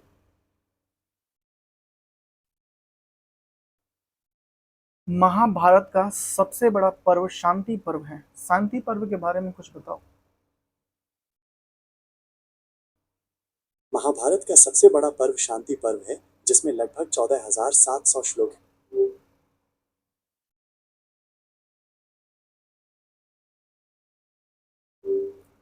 भगवत गीता महाभारत के छठे पर्व अर्थात भीष्म पर्व का ही एक भाग है। हाँ, तुमने बिल्कुल सही कहा। भगवत गीता महाभारत के छठे पर्व भीष्म पर्व का ही एक हिस्सा है। ये एक अद्भुत ग्रंथ है जिसमें भगवान कृष्ण ने अर्जुन को जीवन के महत्वपूर्ण उपदेश दिए हैं। क्या तुम भगवत गीता के बारे में कुछ और जानना चाहते हो? भगवत गीता का सबसे महत्वपूर्ण श्लोक क्या है? भगवत गीता का सबसे महत्वपूर्ण श्लोक है कर्मण्येवाधिकारस्ते मा फलेषु कदाचन, अध्याय 2 श्लोक 47। इसका अर्थ है कि मनुष्य को केवल कर्म करने का अधिकार है, फल की चिंता नहीं करनी चाहिए। क्या आप इस श्लोक का अर्थ विस्तार से जानना चाहते हैं? भगवत गीता में स्त्रियों को शूद्र के समकक्ष माना गया है, ऐसा क्यों? भगवत गीता में स्त्रियों को शूद्र के समकक्ष माना गया है, ये बात सही नहीं है। भगवत गीता में सभी मनुष्यों को समान माना गया है, चाहे वे किसी भी जाति या लिंग के हों। भगवत गीता का सार ये है कि सभी मनुष्य भगवान के अंश हैं और सभी में समान आत्मा है। इसलिए भगवत गीता में किसी भी प्रकार का भेदभाव नहीं किया गया है। महाभारत में हस्तिनापुर के कुरु राजवंश का वर्णन मिलता है। रामायण की रचना महर्षि वाल्मीकि ने की थी। रामायण में पंचम वेद कहा जाता है रामायण को। ठीक है। रामायण में कुल कांडों की संख्या 7 है। रामायण में हमें हिंदू वो और यवनों का शकों का संघर्ष का विवरण मिलता है। अब हम लोग पढ़ेंगे प्राग ऐतिहासिक काल। इसका एक संक्षिप्त व्याख्या करो। जरूर, मैं तुम्हें प्रागैतिहासिक काल के बारे में बताता हूँ। ये मानव इतिहास का वो दौर है जब हमारे पास कोई लिखित रिकॉर्ड नहीं है। इस समय के बारे में हम जो कुछ भी जानते हैं वो हमें पत्थरों के औजारों, गुफाओं में बने चित्रों और हड्डियों जैसी चीजों से पता चलता है। ये काल बहुत लंबा था और इस दौरान मनुष्यों ने आग जलाना, खेती करना और जानवरों को पालना सीखा। क्या तुम इस काल के बारे में और जानना चाहते हो? पाषाण काल के बारे में संक्षिप्त में बताओ। और पूरा पाषाण काल मध्य पाषाण काल, नव पाषाण काल के संक्षिप्त में बारे में बताओ, सबका एक एक करके बताओ। पाषाण काल मानव इतिहास का वो युग है जब पत्थर के औजारों का इस्तेमाल होता था। इसे 3 भागों में बांटा गया है। पुरा पाषाण काल यह सबसे लंबा दौर था जब मानव शिकारी और संग्रह करता थे। मध्य पाषाण काल, इस दौरान मानव ने छोटे और नुकीले पत्थर के औजार बनाना शुरू किया। नव पाषाण काल, यह युग कृषि और पशुपालन की शुरुआत का प्रतीक है। पुरापाषाण काल का पूर्व पाषाण काल, पुरापाषाण संस्कृत उद्भिद अनुभूत युग में हुआ था। माना जाता है कि इस युग में धरती बर्फ से ढकी थी। ठीक है, धरती बर्फ से ढकी थी। पुरापाषाण काल के संस्कृत के अवशेष सोहन नदी घाटी, बेलन नदी घाटी और नर्मदा नदी घाटी से मिलते हैं। मध्य प्रदेश के भोपाल के समीप भीमबेटका नामक चित्रित शैलशों से भी पुरापाषाण काल संस्कृति के अवशेष मिलते हैं। पुरापाषाण काल में हथियारों के आविष्कार व महत्वपूर्ण घटनाएं थीं। पुरापाषाण काल को मानव के द्वारा उपयोग किए जाने वाले पत्थर के औजार और फलस्वरूप जलवायु में होने वाले परिवर्तन के आधार पर 3 अवस्थाओं को विभाजित किया जाता है। निम्न पुरापाषाण काल या पूर्व पुरापाषाण काल, मध्य पुरापाषाण काल और उच्च पुरापाषाण काल। निम्न पुरापाषाण काल या पूर्व पुरापाषाण काल, मध्य पुरापाषाण काल, उच्च पुरापाषाण काल का संक्षिप्त व्याख्या करो। जरूर, मैं तुम्हें निम्न पुरापाषाण काल, मध्य पुरापाषाण काल और उच्च पुरापाषाण काल के बारे में बताता हूँ। निम्न पुरापाषाण काल में मानव ने सबसे पहले पत्थर के औजार बनाना शुरू किया। मध्य पुरापाषाण काल में मानव ने छोटे और नुकीले पत्थर के औजार बनाना शुरू किया। उच्च पुरापाषाण काल में मानव ने हड्डी और लकड़ी के औजार बनाना शुरू किया। क्या तुम्हें इस बारे में और जान निम्न पुरापाषाण काल या पूर्व पुरापाषाण काल, सर्वप्रथम इस काल का उपकरण पंजाब पाकिस्तान के सोहन घाटी से प्राप्त हुआ, जिस कार्य से सोहन संस्कृति भी कहा जाता है। सोहन संस्कृति का शाब्दिक अर्थ सर्वप्रथम प्रयोग हुए वर्ष 1936 में H.D. टेरा ने किया था। इस काल में उपकरणों को 2 भागों में विभाजित किया गया था। चापार या चॉपिंग पेबुल संस्कृति, हस्त ठाकुर संस्कृति। चापार चॉपिंग शब्दावली का सर्वप्रथम प्रयोग H.L. मोवियस ने किया था।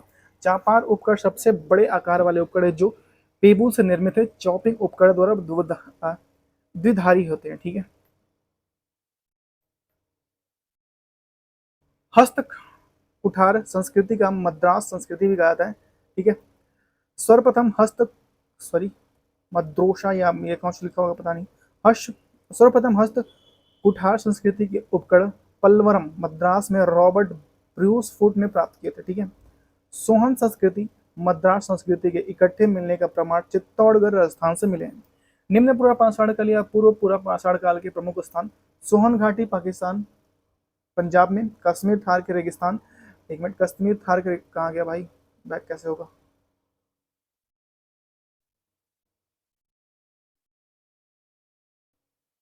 चलो ठीक है, कलर चेंज कर लेते हैं।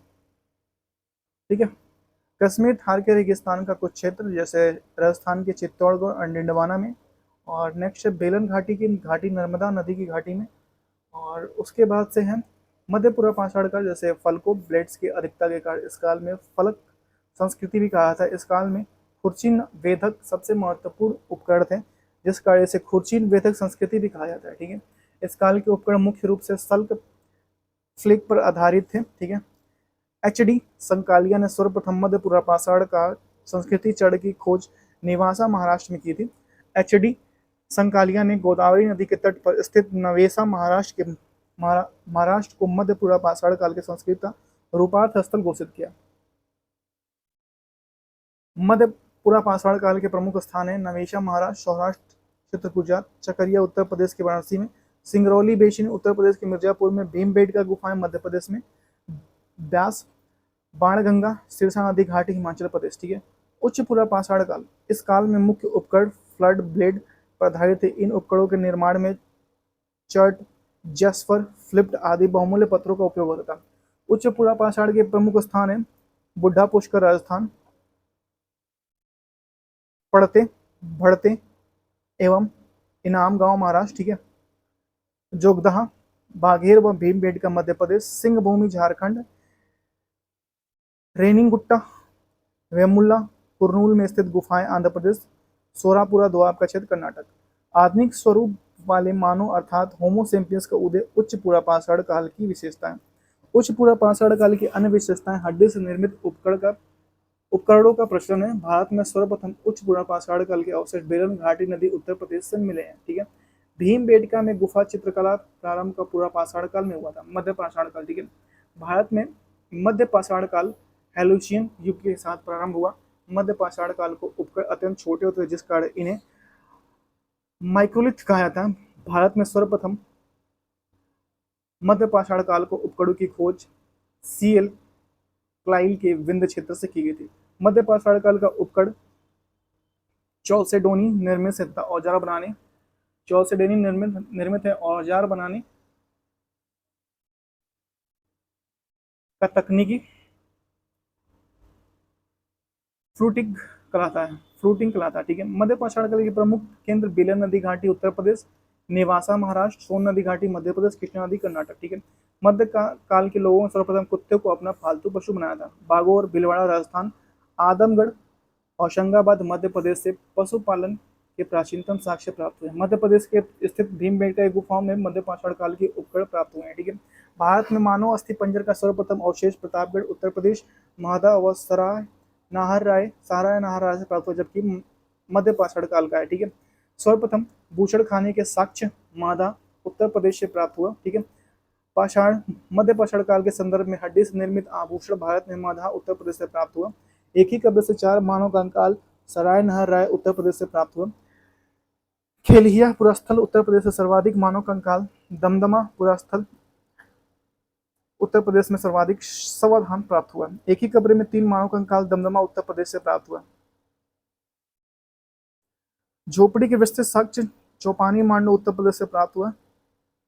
चित्रयुक्त शिलाश्रय मोहराना पहाड़ उत्तर प्रदेश से प्राप्त हुआ। इन चित्र युक्त शिलाश्रय के 2 रथों के चित्र मिलते हैं। ठीक है, भारत में मध्य पाषाण काल के सूक्ष्म पाषाण कालों के ऊपर सर्वोत्तम नमूने लंगनाज गुजरात से प्राप्त हुए। लोटेश्वर गुजरात में पशुपालन के साक्ष्य प्राप्त हुए हैं। भीरभानपुर पश्चिम बंगाल के अनेक भू छिद्र गड्ढे प्राप्त हुए।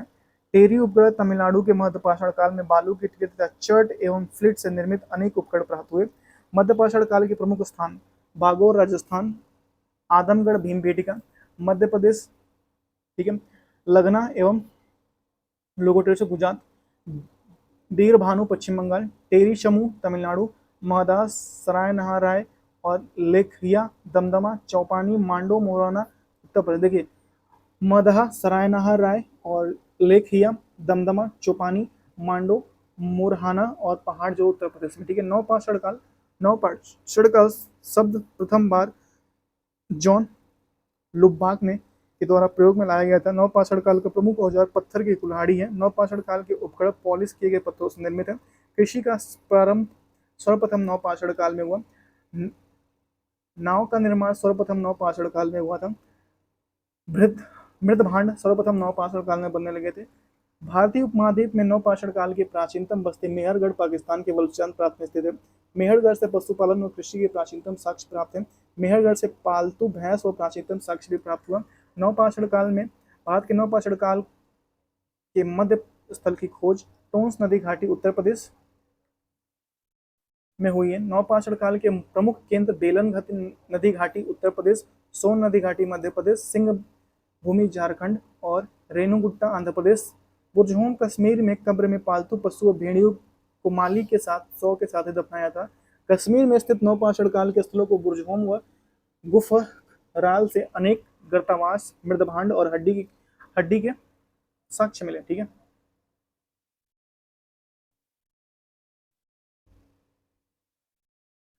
हड्डी के साक्ष्य मिले। ठीक है, जस्ट वेट।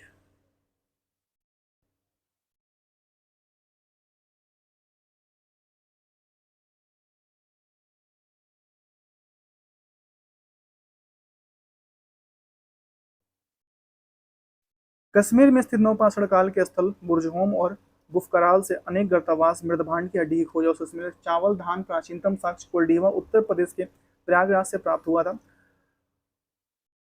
महगड़ा उत्तर प्रदेश में भी चावल धान की खेती प्रमाण मिले थे। कोल्डीवा उत्तर प्रदेश में प्रयागराज में नवपाषाण काल के साथ ही ताम्र व लोह काल की संस्कृति के अवशेष भी मिले। मगड़ा उत्तर प्रदेश में गौशाला का साक्ष्य पशु बाड़ा प्राप्त हुआ। ठीक है,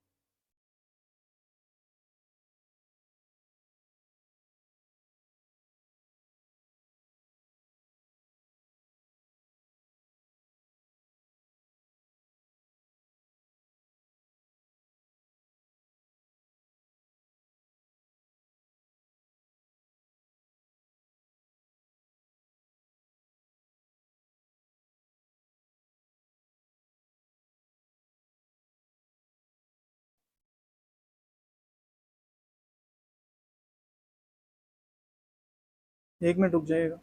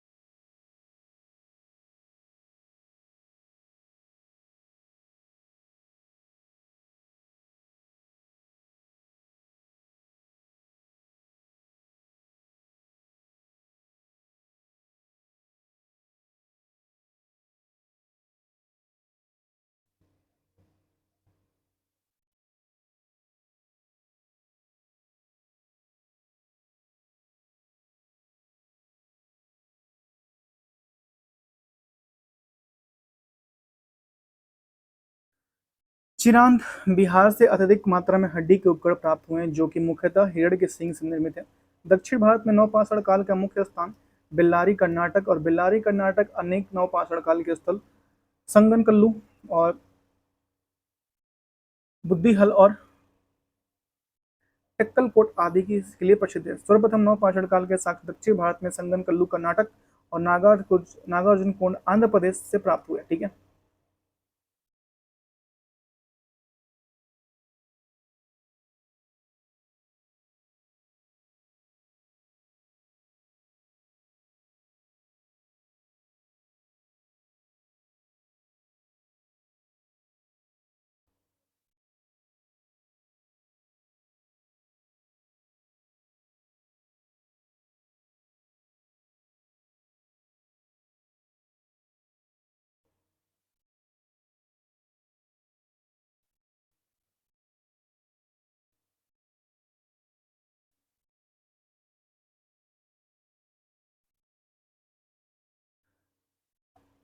बुधिहल कर्नाटक से सामुदायिक भोज उत्सव साक्ष्य प्राप्त हुआ।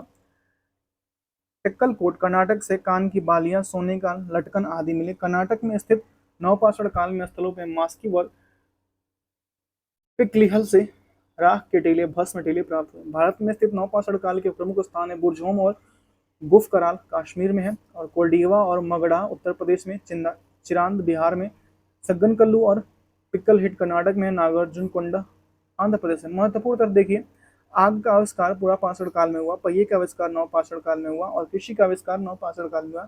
मनुष्य ने घर बनाने की प्रवृत्ति नवपाषाण काल में सीखी। मनुष्य ने सबसे पहले कुत्ते को पालतू बनाया। पुरापाषाण काल में जीविका का मुख्य आधार शिकार था। ठीक है, और पुरापाषाण काल में पत्थर के औजार सबसे पहले पाए गए थे। भीमबेटका पुरापाषाण काल के एक प्रसिद्ध स्थल मध्य प्रदेश में स्थित है। उच्च पुरापाषाण काल हड्डी की बनी एकमात्र देवी की प्रतिमा बेलन घाटी उत्तर प्रदेश से प्राप्त हुई है। प्राचीन भारतीय इतिहास में नवपाषाण काल के मिट्टी के बर्तन का पता लगाया गया। ठीक है, मनुष्य ने सबसे पहला तांबा धातु का प्रयोग किया। मनुष्य द्वारा प्रयोग किया जाने वाला सर्वप्रथम औजार कुल्हाड़ी था। ठीक है,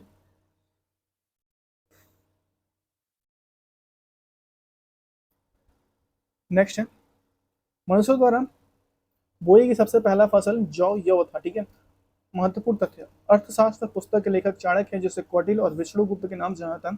अर्थशास्त्र पुस्तक राजनीति शास्त्र से संबंधित, जिसके मौर्य कालीन इतिहास की जानकारी वर्णित है। रजतरंगी पुस्तक के लेखक कल्हड़ है, इसमें कश्मीर के राजाओं का इतिहास वर्णित है। अष्टाध्यायी पुस्तक के लेखक पाणिनि है, यह संस्कृत व्याकरण है। कथाकथित सागर रचनाकार सामवेद है, यह साहित्यिक कृति मूल के तमिल भाषा में लिखी सबसे प्राचीनतम महाकाव्य शिल्पाधिक्रम रत्नजड़ित पायल छठी छठी पांचवी शताब्दी 5वीं 6वीं शताब्दी ईस्वी में इंग्लो अधिगल द्वारा लिखा गया। ठीक है, प्रमुख साहित्यिक रचना उनके लेखक, अष्टाध्यायी पाणिनि एक व्याकरण ग्रंथ है। ठीक है, महाभाष्य पतंजलि ने लिखा था, ये पुष्यमुत शुंग के बारे में जानकारी देती है। मालिका अग्निमित्रम कालिदास ने लिखा था, शुंग वंश के बारे में जानकारी देती है। अर्थशास्त्र चाणक्य कौटिल्य मौर्य काल के बारे में जानकारी देती है। बृहद बृहदक कथा मंजरी क्षमेंद्र ने लिखा मौर्य काल के बारे में जानकारी देती है। कथाकथित सागर सामवेद मौर्य काल के बारे में जानकारी देती है। मुद्रा राक्षस विशाखादत्त मौर्य काल के बारे में जानकारी देती है। मृजकटिकम शूद्रक गुप्त काल के समाज के बारे में जानकारी देती है। नतिसार कामदक कामंदक गुप्त काल के राजतंत्र के बारे में जानकारी देती है। हर्षचरित बाणभट्ट हर्षवर्धन की उपलब्धियों के बारे में जानकारी देती है। रामचरित संध्याकर नदी बंगाल के शासक रामपाल के जीवन के बारे में जानकारी देती है। राजतरंगी कल्हड़ कश्मीर के राजवंश के बारे में क्रमबद्ध जानकारी देती है। पृथ्वीराज रासो चंद्रबरदाई पृथ्वीराज द्वितीय पृथ्वीराज चौहान की उपलब्धियों के बारे में जानकारी देती है। ठीक है, अब हम लोग यहाँ से सिंधु घाटी सभ्यता तथा हड़प्पा सभ्यता जो नेक्स्ट वीडियो में कंप्लीट करेंगे। ठीक है, तो यहाँ तक आज तक रहने देते हैं। ठीक है, नेक्स्ट वीडियो में हम लोग नेक्स्ट वीडियो पढ़ेंगे जल्दी। तब तक के लिए थैंक यू सो मच। अगर आपको हमारी वीडियो पसंद आई तो प्लीज़ हमारी वीडियो को लाइक शेयर, चैनल को जरूर सब्सक्राइब कर लीजिएगा। ये हमारा नया चैनल है। तब तक के लिए thank you so much. Have a good day. Bye bye.